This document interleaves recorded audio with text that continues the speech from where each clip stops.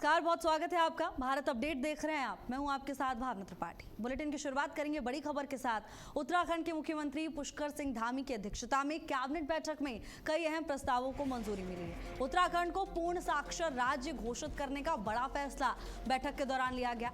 उपनल कर्मचारियों को समान कार्य सम्मान और वेतन में बड़ी राहत। संस्कृत शिक्षा नियमावली 2026 को मंजूरी दी गई है। अंतर्राष्ट्रीय हिमालयन कार रैली का आयोजन, इसको लेकर स्वीकृति दी गई है। बैठक की शुरुआत खंडूड़ी और जसपाल राणा को श्रद्धांजलि अर्पित करने के साथ हुई। तो देखिए, मुख्यमंत्री पुष्कर सिंह धामी की अध्यक्षता में हुई कैबिनेट की इस खास बैठक में कई अहम प्रस्तावों को मंजूरी दी गई। बता दें कि बैठक में उत्तराखंड को पूर्ण साक्षर राज्य घोषित करने का बड़ा फैसला लिया गया है। साथ ही उपनल कर्मचारियों को समान कार्य समान वेतन के तहत राहत देने का फैसला भी इसी बैठक में लिया जा चुका है। संस्कृत शिक्षा नियमावली 2026 को भी कैबिनेट ने मंजूरी दे दी है, जिससे शिक्षा और साथ ही विद्यार्थियों को प्रोत्साहन भी मिलेगा। अंतर्राष्ट्रीय हिमालयन कार रैली के आयोजन को भी बैठक में स्वीकृति दी गई है। बैठक की शुरुआत पूर्व मुख्यमंत्री भुवन चंद्र खंडूड़ी और पद्मश्री जसपाल राणा को श्रद्धांजलि अर्पित करने के साथ हुई, जिसमें सभी सदस्यों ने 2 मिनट का मौन रखा।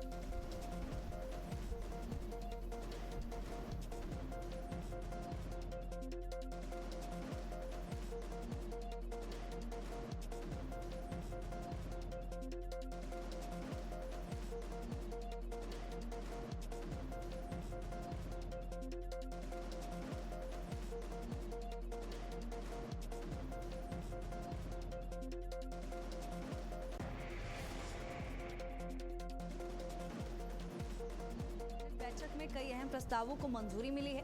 कई बड़े फैसले बैठक के दौरान लिए गए। उत्तराखंड को पूर्ण साक्षर राज्य घोषित करने का बड़ा फैसला बैठक के दौरान लिया गया है। साथ ही कर्मचारियों के लिए बड़ी खबर है। उपनल कर्मचारियों को समान कार्य समान वेतन में बड़ी राहत देने का फैसला बैठक के दौरान किया गया है।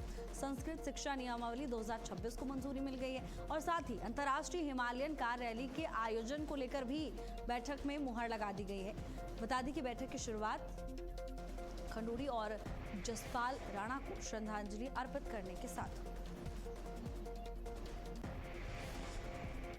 वहीं मुख्यमंत्री पुष्कर सिंह धामी की अध्यक्षता में सचिवालय में आयोजित कैबिनेट बैठक में उत्तराखंड के पूर्व मुख्यमंत्री मेजर जनरल भुवन चंद्र खंडूड़ी और साथ ही प्रसिद्ध निशानेबाज पद्मश्री जसपाल राणा के निधन पर गहरा शोक व्यक्त किया। बैठक की शुरुआत में मंत्रिमंडल के सभी सदस्यों और अधिकारियों ने 2 मिनट का मौन रखा, दिवंगत आत्माओं को श्रद्धांजलि अर्पित की। मुख्यमंत्री ने कहा कि मेजर जनरल भुवन चंद्र खंडूड़ी ने अपने कार्यकाल में प्रदेश के विकास, सुशासन, जनसेवा के क्षेत्र में महत्वपूर्ण योगदान दिया, जिसे हमेशा याद रखा जाएगा। वहीं जसपाल राणा ने अपनी उत्कृष्ट निशानेबाजी प्रतिभा से देश और उत्तराखंड का नाम राष्ट्रीय और अंतर्राष्ट्रीय स्तर पर गौरवान्वित किया। मुख्यमंत्री ने कहा कि दोनों महान विभूतियों का योगदान आने वाली पीढ़ियों के लिए प्रेरणा स्रोत रहेगा। बैठक में 2 महान विभूतियों को श्रद्धांजलि अर्पित की गई। मुख्यमंत्री पुष्कर सिंह धामी ने दोनों के समाज को दिए गए योगदान को याद किया। तस्वीरें आपको दिखा रहे हैं। श्रद्धांजलि अर्पित की गई और 2 मिनट का मौन रखा सभी ने। तो वहीं धामी कैबिनेट ने गहरा शोक भी व्यक्त किया। मुख्यमंत्री पुष्कर सिंह धामी ने दोनों की उपलब्धियों को याद किया और बताया कि किस तरह से दोनों ने ही समाज के विकास के लिए, समाज की बेहतरी के लिए अपने कर्मों से योगदान दिया। और वहीं मुख्यमंत्री पुष्कर सिंह धामी ने सचिवालय में उत्तराखंड सचिवालय संघ की नवनिर्वाचित कार्यकारिणी को शपथ दिलाई।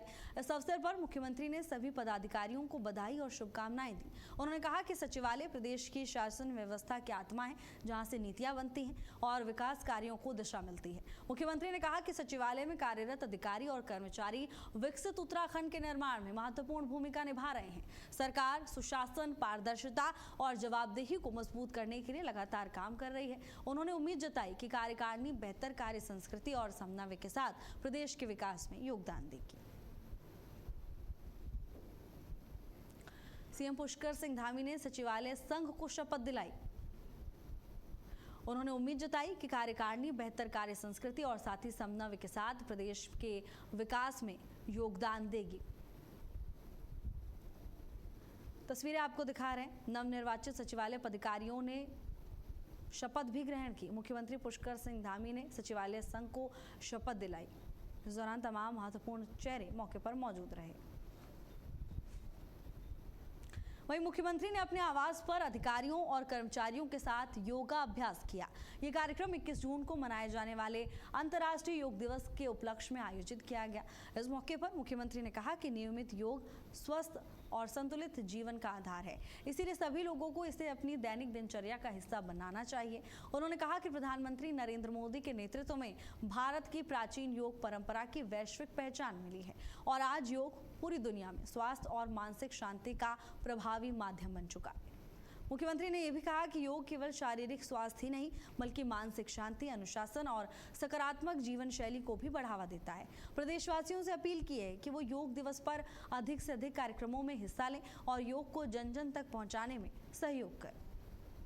तस्वीरें आपको दिखा रहे हैं किस तरह से उत्तराखंड के मुख्यमंत्री पुष्कर सिंह धामी ने अधिकारियों के साथ योगाभ्यास किया। बता दें कि 21 जून को अंतर्राष्ट्रीय योग दिवस मनाया जाता है और ऐसे में उससे पहले ये कुछ खास तस्वीरें सामने आ रही हैं।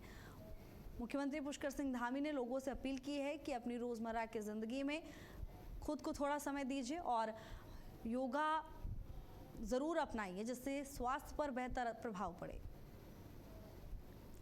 सीएम पुष्कर सिंह धामी ने अधिकारियों के साथ योगाभ्यास किया और लोगों को यह संदेश दिया है कि नियमित योग करने से जीवन शैली और प्रभावी होती है और स्वास्थ्य बेहतर होता है। उत्तराखंड के मुख्यमंत्री पुष्कर सिंह धामी ने अधिकारियों के साथ योगाभ्यास किया। वहीं देहरादून में उत्तराखंड यंग थिंकर्स फोरम द्वारा आयोजित 3 दिवसीय युवा संसद के उद्घाटन सत्र को कैबिनेट मंत्री गणेश जोशी ने संबोधित किया। इस कार्यक्रम का आयोजन दून विश्वविद्यालय के सभागार में किया गया, जहां दीप प्रज्वलन कर कार्यक्रम का शुभारंभ हुआ। मंत्री ने कहा कि देश को विकसित, समृद्ध और साथ ही शक्तिशाली बनाने में युवाओं की अहम भूमिका है और आज दुनिया भारत की ओर आशा और विश्वास के साथ देख रही है। उन्होंने कहा कि युवाओं ने केवल प्रतियोगिता में भाग नहीं लिया बल्कि लोकतंत्र को समझने और साथ ही राष्ट्र निर्माण में योगदान देने का भी मार्ग चुना है। उन्होंने कहा कि लोकतंत्र में विचारों का मतभेद स्वाभाविक है, लेकिन राष्ट्र के प्रति प्रतिबद्धता सबसे महत्वपूर्ण है। उन्होंने ये भी कहा कि लोकतंत्र की सबसे बड़ी शक्ति जागरूक नागरिक होते हैं। 3 दिवसीय युवा संसद का शुभारंभ हुआ। इस दौरान कैबिनेट मंत्री गणेश जोशी ने कार्यक्रम को संबोधित किया और कहा कि लोकतंत्र की ताकत होते हैं जागरूक नागरिक। दून यूनिवर्सिटी में युवा संसद का उद्घाटन कैबिनेट मंत्री गणेश जोशी ने इस दौरान कार्यक्रम को संबोधित किया। कुछ तस्वीरें आपको दिखा रहे हैं। दून यूनिवर्सिटी से तमाम तस्वीरें सामने आ रही हैं, जहां कैबिनेट मंत्री गणेश जोशी पहुंचे और यहां पर उन्होंने युवा संसद का उद्घाटन किया है। बता दें कि 17 से 19 जून तक ये युवा संसद चलेगी और इसका उद्घाटन खुद कैबिनेट मंत्री की ओर से किया गया। उन्होंने कहा कि राष्ट्र के निर्माण में युवाओं की भूमिका अहम होती है। साथ ही लोकतंत्र की परंपराओं पर भी प्रकाश डालते हुए कैबिनेट मंत्री गणेश जोशी नजर आए। वहीं राज्य में 2027 विधानसभा चुनाव को लेकर राजनीतिक हलचल तेज हो गई है, लेकिन कांग्रेस की तैयारियों को लेकर अब भी सवाल उठ रहे हैं। प्रदेश अध्यक्ष गणेश गोदियाल की नियुक्ति के 7 महीने बाद भी अब तक कार्यकारिणी का गठन नहीं हो पाया है, जिससे पार्टी की संगठनात्मक स्थिति पर चर्चा तेज हो गई है। अब इसी मुद्दे को लेकर बीजेपी प्रदेश प्रवक्ता कुंवर जपेंद्र सिंह ने कांग्रेस को आड़े हाथों लिया। कहा कि कांग्रेस में गुटबाजी और अंदरूनी विवाद की वजह से संगठन मजबूत नहीं हो पा रहा है। उन्होंने ये भी आरोप लगाया कि टिकटों की खरीद फरोख्त जैसे मामले सामने आने से पार्टी की स्थिति और ज्यादा कमजोर हुई है। बीजेपी प्रवक्ता ने यह भी कहा कि इसी गुटबाजी के चलते कार्यकारिणी का गठन भी अटका हुआ है। उन्होंने कांग्रेस पर भ्रष्टाचार और आंतरिक मतभेदों को बढ़ावा देने का आरोप लगाया। कहा कि इससे पार्टी की कार्यशैली पर सवाल खड़े हो रहे हैं।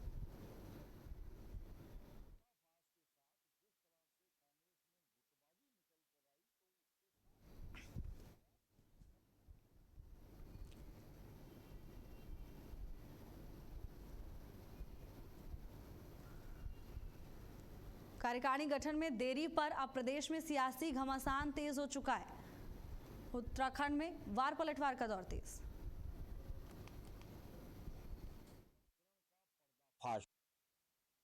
गणेश गोदयाल जी के कार्यकाल के 7 महीनों की उपलब्धि ये रही कि उसमें टिकटों की खरीद फरोख्त के प्रकरण का पर्दाफाश हुआ और उस पर्दाफाश के साथ जिस तरह से कांग्रेस में गुटबाजी निकल कर आई तो उससे साफ ये संकेत गया कि सभी अपने अपने माध्यमों से टिकट बेचा करते थे, खरीदा करते थे और शायद इस गुटबाजी का ही नतीजा है कि कार्यकारिणी का अभी तक वहां गठन नहीं हुआ। वहीं देहरादून में कैबिनेट मंत्री रेखा आर्या ने राशन व्यवस्था को लेकर महत्वपूर्ण दिशा निर्देश दिए हैं। अधिकारियों को समिति बनाकर पूरे मामले की समीक्षा करने को कहा है। मंत्री ने निर्देश दिया कि राशन विक्रेताओं का बकाया लाभांश 1 सप्ताह के अंदर जारी किया जाए। साथ ही राशन कार्ड बनवाने के लिए लागू आय मानकों की भी समीक्षा करने के निर्देश दिए हैं। सरकार का उद्देश्य है कि राशन व्यवस्था को और अधिक पारदर्शी बनाया जाए, जिससे ज्यादा से ज्यादा लोग लाभ उठा सके। लाभार्थियों और विक्रेताओं को किसी भी प्रकार की परेशानी ना हो, सरकार इसी उद्देश्य के साथ काम करने का दावा कर रही है।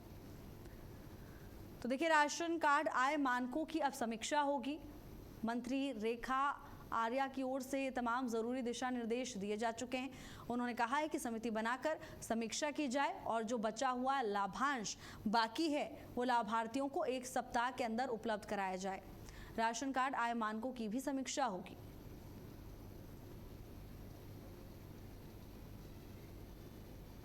उनका जो फेडरेशन है उनके पदाधिकारियों के साथ में भी बात हुई, उनके कुछ विषय का जो लगातार रेस कर रहे थे तो उन विषयों पे चर्चा हुई, जिसमें सस्ता गला विक्रेताओं का जो लाभांश और भाड़े की धनराशि है वो नवंबर माह तक मिले जाने की बात कही गई थी और उसके बाद में जो है वो धनराशि अभी उन्हें प्राप्त नहीं हो पाई है, जिसको लेकर विभाग को दिशा निर्देश दिए हैं। और जानकारी में आया कि 39 करोड़ की धनराशि जो है वो विभाग को आजकल में ही प्राप्त होगी और उसे 1 हफ्ते के अंदर समान रूप से 13 जनपदों में दिए जाने के निर्देश दिए हैं। वहीं नैनीताल में इन दिनों पर्यटन सीजन अपने चरम पर है, लेकिन शहर में जाम, रूट डायवर्जन और सोशल मीडिया पर फैल रही फेक वीडियो की वजह से पर्यटन और कारोबार प्रभावित होने की बात सामने आ रही है। स्थानीय व्यापारियों का कहना है कि बड़ी संख्या में पर्यटक नैनीताल पहुंच रहे हैं, लेकिन उन्हें ट्रैफिक जाम और बार बार किए जा रहे रूट डायवर्जन से परेशानी हो रही है, जिससे कई बार वो घंटों तक जाम में फंसे रह जाते हैं। व्यापारियों का कहना है कि भ्रामक वीडियो और रील्स की वजह से पर्यटकों में गलत संदेश जाता है, जिससे पर्यटन पर नकारात्मक असर पड़ता है। होटल, रेस्टोरेंट, टैक्सी और अन्य पर्यटन व्यवसाय से जुड़े लोगों का कहना है कि पार्किंग और बेहतर समन्वय की कमी से करोड़ों के कारोबार पर असर पड़ रहा है, जिसका सीधा प्रभाव स्थानीय रोजगार पर भी देखने को मिल रहा है। व्यापारियों ने यह भी आरोप लगाया कि इस बार पर्यटन सीजन से पहले प्रशासन और हितधारकों के बीच पहले जैसी समन्वय बैठक नहीं हुई, जिससे कई समस्याएं समय रहते हल नहीं हो सकी।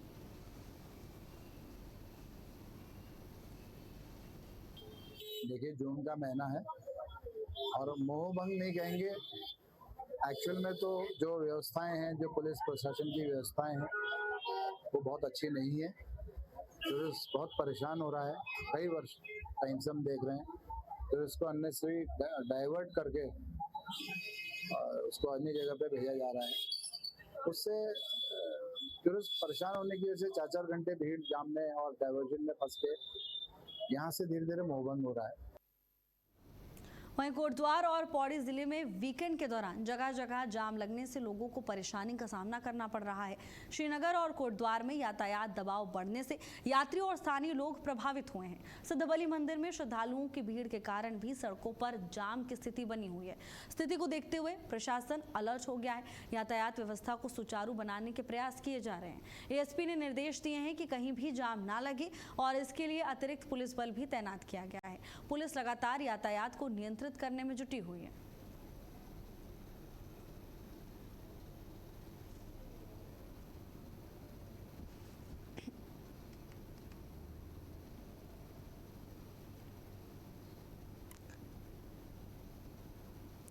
वहीं उत्तरकाशी में यमुनोत्री हाईवे के किनारे चीड़ के जंगल में आग लग गई। आग धीरे धीरे फैलकर बेकाबू हो गई, जिससे इलाके में चिंता बढ़ गई है। मामले की जानकारी मिलते ही अग्निशमन विभाग की टीम मौके पर पहुंची। आग बुझाने का काम टीम ने शुरू कर दिया है। स्थानीय प्रशासन और फायर सर्विस की टीमें लगातार आग पर काबू पाने की कोशिश कर रही हैं, लेकिन फिलहाल आग कैसे लगी इसको लेकर कोई जानकारी नहीं मिल पाई है। हालांकि स्थिति को नियंत्रित करने का प्रयास लगातार जारी है।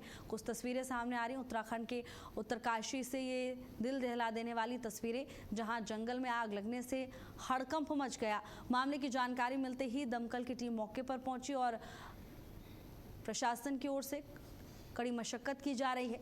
प्रशासन की कोशिश है कि जल्द से जल्द इस आग पर काबू पाया जाए।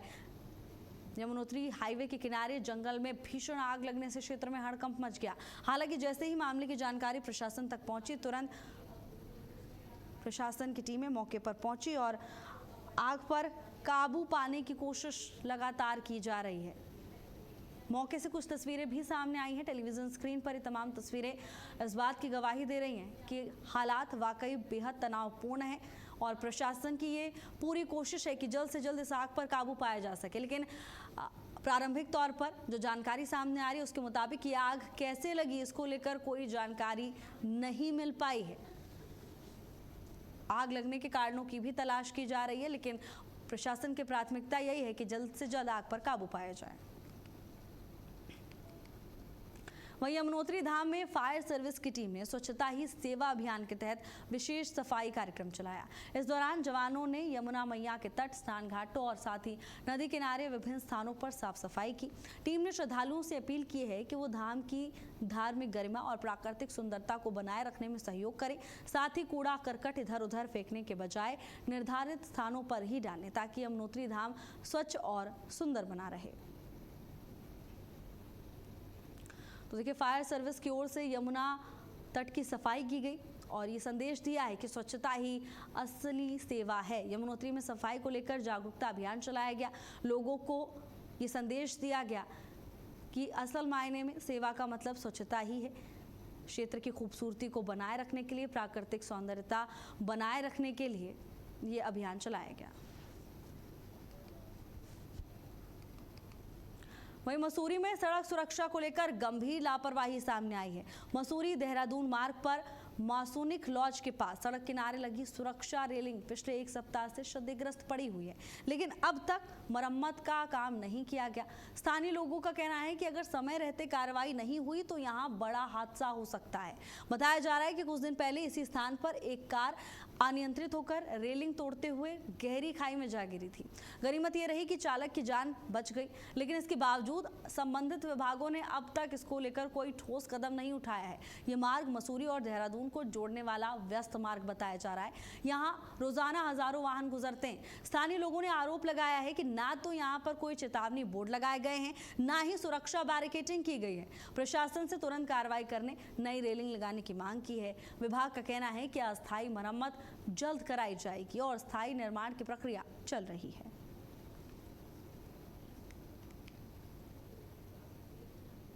जाम बहुत ज़्यादा है। पीछे भी हम अभी 1.5-2 घंटे स्टक हुए उस वाले रोड पे, लेकिन अब गाड़ी ड्रॉप करके टैक्सी से यहाँ से जा रहे हैं। अभी भी तक जाम में अटके हुए हैं। ये सामने रेलिंग टूटी है, इसको लेकर क्या कहना चाहिए? तो ये तो सेफ्टी पर्पज से ठीक होनी चाहिए, ये ठीक नहीं है, ठीक होनी चाहिए। हो चुका पहले भी ऑलरेडी यहाँ पर, और भी हो सकता है क्योंकि रोड बड़ी नैरो है यहाँ पर, और इस वजह से यहाँ पर पहले भी गाड़ी गिर चुकी है, और हो सकता है भविष्य में बच्चे भी गिर सकते हैं नीचे। कोई भी रोड राइडिंग का ढंग से करके होते थे, यही उन्होंने लगवाई थी। उसके बाद तक इस रोड में कोई काम नहीं हुआ। भीड़ बहुत ज्यादा है, इस रोड पे बहुत ज्यादा भीड़। वहीं भवाली में एक बड़ा सड़क हादसा होते होते टल गया। मस्जिद के पास एक कार अचानक अनियंत्रित होकर खाई में जा गिरी। कार में सवार 2 युवक जो एयरफोर्स में कार्यरत हैं घायल हो गए। हादसे की जानकारी मिलते ही पुलिस और स्थानीय लोग मौके पर पहुंचे। दोनों युवकों को सुरक्षित खाई से बाहर निकाला। इसके बाद उन्हें सामुदायिक स्वास्थ्य केंद्र ले जाया गया, जहां प्राथमिक उपचार के बाद दोनों को छुट्टी दे दी गई है। गनीमत रही कि इस हादसे में दोनों युवकों की जान बच गई। उत्तराखंड के भवाली का ये पूरा मामला बताया जा रहा है, जहां सड़क हादसे में 2 एयरफोर्स कर्मी घायल हुए, जिन्हें इलाज के लिए अस्पताल ले जाया गया। हालांकि उपचार देने के बाद दोनों को छुट्टी दे दी गई है, दोनों को बेहतर इलाज दिया गया। बताया जा रहा है कि कार से नियंत्रण खो गया, अनियंत्रित होकर कार खाई में जा गिरी। मामले की जानकारी मिलने पर मदद के लिए लोग पहुंचे और स्थानीय लोग और पुलिस ने दोनों की जान बचा ली।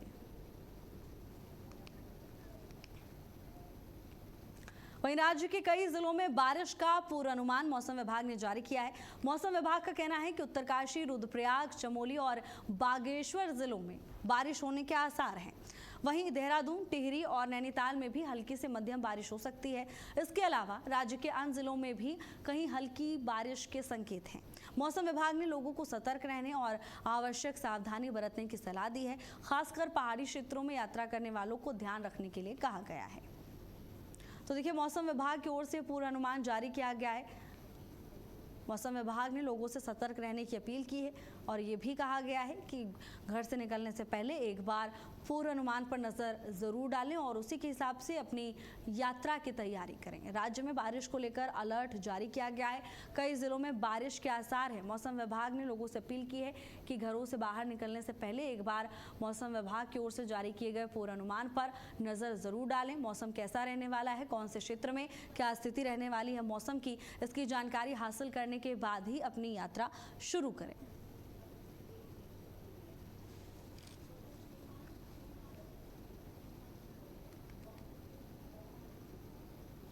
फिलहाल के लिए मेरे साथ बस इतना ही। आप देखते रहिए भारत अपडेट। नमस्कार।